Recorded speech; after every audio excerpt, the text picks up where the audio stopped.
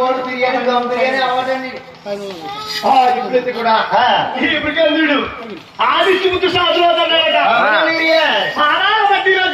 అలా పక్కెళ్ళిపోయిందండి పక్కకి వెళ్ళిపోయింది పాపం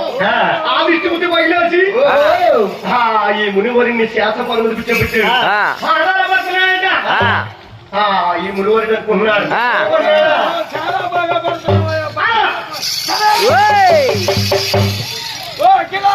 బ్రహ్మాండ నాయకుడు అయ్యండి బాధపడుతున్నారా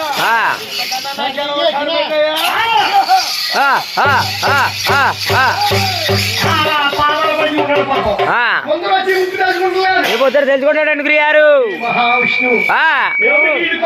ఏంటి వాళ్ళ దేవరు అధికారంలో ఉన్న మూడో నేత్రం చూశాడు ఈ మునివరికి ఈ మూడో నేత్రం వల్ల అన్నమాట అవునండి గురిగారు ఈ మూడో నేత్రం వల్ల భూలోకంలో ఏం జరుగుతుందో దేవలోకంలో ఏం జరుగుతుందో దేవలోకంలో ఏం జరుగుతుందో అందరూ తెలిసిపోతుంది అలాగే ఓయ్ ఆ మూడో నేత్రం